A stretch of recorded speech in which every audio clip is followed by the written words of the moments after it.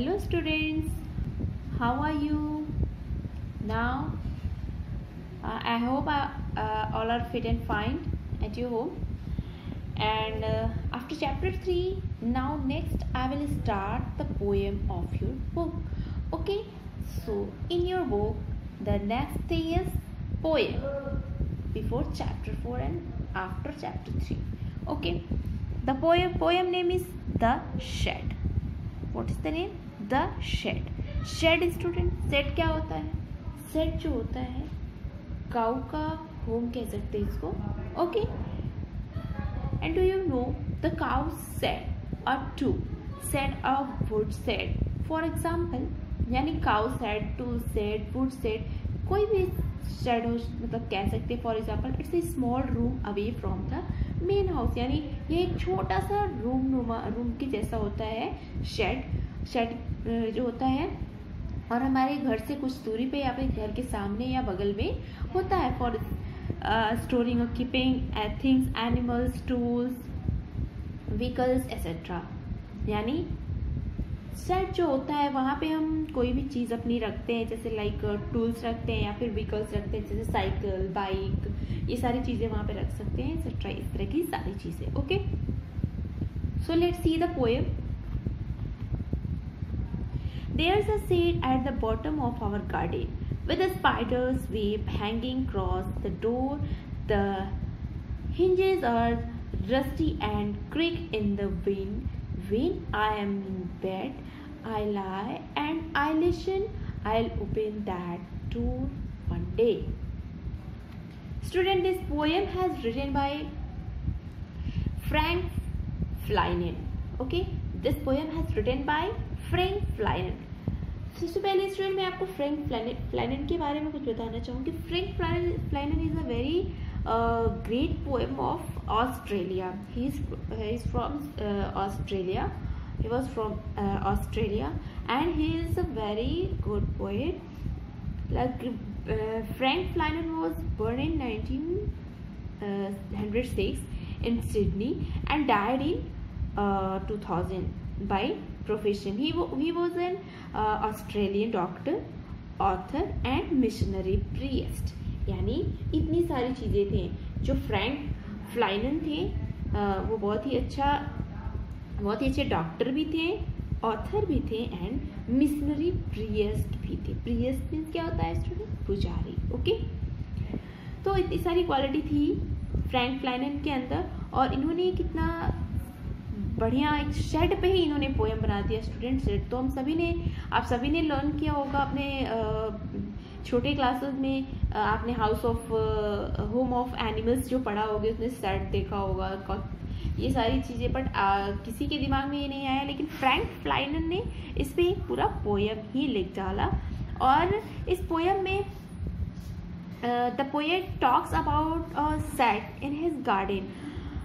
Means poet is want to say something about his garden. Okay, poet जो है वो अपने गार्डन के बारे में, मतलब उनके घर के पास जो गार्डन है वहाँ पे जो शेड है उसके बारे में वो बता रहे हैं. उसको देख के उन्होंने पोएम लिखा है जो कि वो बता रहे हैं. ठीक है, There's a shed at the bottom of our garden. अब ये बोल रहे हैं कि यहाँ पे एक जो शेड है वो बॉटम ऑफ आवर गार्डन, वो जो हमारे गार्डन के एकदम बॉटम पे है. With spiders web hanging across the door. और विद स्पाइडर्स वेब यानी जो है उसमें बहुत बड़ा मतलब मकड़ियों का झाला लगा हुआ है. हैंगिंग अक्रॉस द डोर, जो कि वहाँ के डोर पे लटका हुआ है. And hinges are rusty and creak in the wind. और जो हिंजेस मतलब जो दरवाज़ा होता है ना, और उसमें जो दरवाजे खोलने पे जो बगल में थोड़ा थोड़ा स्पेस हो जाता है, उसमें कभी कभी होता है ना फिंगर वगैरह भी दब जाती है ना ध्यान दो तो दरवाज़ा खोलने पे, तो उसे हिंजेस कहते हैं. तो हिंजेस मीन्स जैसे हाँ वही कहते हैं. ठीक है, दराज, जैसे डोर का दराज जो होता है उसी को हिंजेस कहते हैं. ठीक है, आर रस्टी एंड क्रीक. और रस्टी मतलब वहाँ पे जो दराजे हैं, मतलब दरवाजा का जो दराज है उसमें रस्टी हो गया यानी जंग लग गया है. And creak in the wind. और क्रीक मतलब जब भी हवा चलती है तो उसका डोर जो है क्रीक करता है, यानी चरमराया जैसी आवाज़ निकलती है उस डोर से, ठीक है। जैसे आप हॉरर मूवीज़ देखते हो ना, उसमें दरवाज़ा कैसे खुलता है, वैसी ही आवाज़ें निकलती हैं। When I am in bed, I lie and I listen। और बता रहे हैं कि जब मैं अपने बिस्तर पे होता हूँ तो I lie, तब मैं झूठ बोलता हूँ, and I listen, और मैं सुनता हूँ। I'll open that door one day।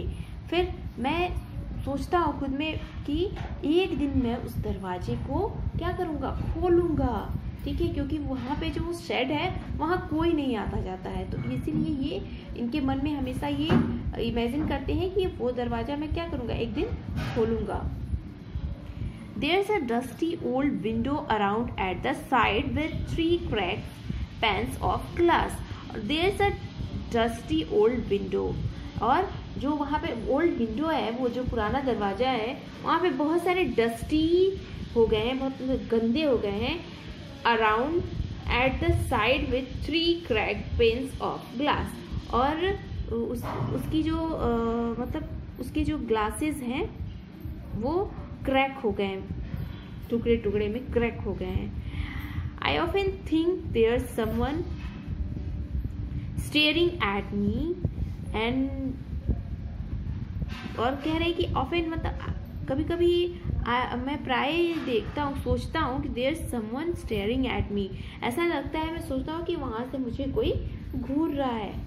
Each time that I pass I'll peep through that window one day। और फिर वो कहते हैं कि एक दिन मैं जरूर पीप करूँगा थ्रू द विंडो, यानी उस विंडो से जरूर मैं झांक के देखूंगा उसमें, या आखिर में उसमें है कौन, ठीक। My brother says there's a ghost in the shed, और कह रहे हैं कि मेरा भाई कहता है कि उसमें एक घोस्ट है, घोस्ट मतलब एक भूत है उसमें। Who hides under the rotten floor boards, जो कि कहाँ पे छुपा हुआ है, घोस्ट मीन्स होता है भूत। Who hides under the rotten floor boards, और जो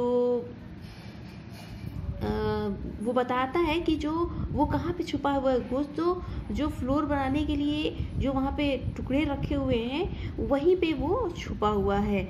and if I ever dare to set foot inside, और मेरा भाई कहता है अगर मैं वहाँ जाने की कोशिश करूँगा, डेयर मतलब हिम्मत करूँगा, तो he'll jump out and chop off my head। तो वो बताता है कि अगर मैं वहाँ जाने की हिम्मत करूँगा तो वहाँ से वो घोस्ट कूद के आके और वो मेरे हेड को चॉप कर देगा, यानी मेरे हेड को फोड़ देगा उस पर चढ़ के जंप करके। But I will take a peek one day, लेकिन फिर भी मैं एक दिन वहाँ झाँक कर देखना चाहता हूँ, पिक मतलब झाँक के देखना।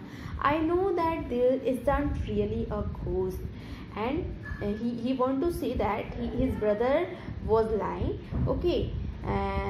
I know that there isn't really ghost, it means poet want to say that he know that there isn't really a ghost, यानी ये जानते हैं कि वहाँ पे कोई घोस्ट नहीं है। My brother tells lies to keep the shed for his den, और कहते हैं कि मेरा ब्रदर झूठ बोलता है वो, क्योंकि वहाँ पे शेड उस शेड में जो है अपना वो सीक्रेट कुछ रखना चाहता है, वो अपना आशियाना वहाँ पे बनाना चाहता है ताकि वहाँ कोई जा ना सके।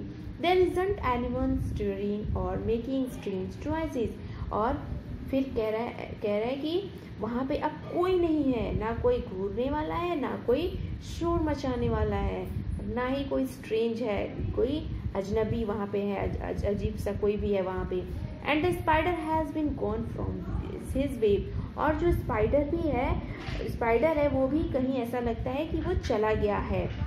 Since I don't know when, और लेकिन मुझे नहीं पता कि कब गया है। I go into that shed one day soon, यानी कहते हैं बस मुझे ये पता है कि मैं एक दिन कभी जो है वहाँ जल्द ही जाऊँगा, but not just yet, but अभी तक मैं नहीं गया। Okay student, so I hope that you have understood this poem, and this poem has written by Frank Flannery. This is written by who? Frank Freiling. So you have to learn this poet name also. This is very important. And after then you have to do this question answer. So now मिलते हैं next video में. If you have any confusion then you can ask with me. Okay, and now we will meet in next video. So have a nice day.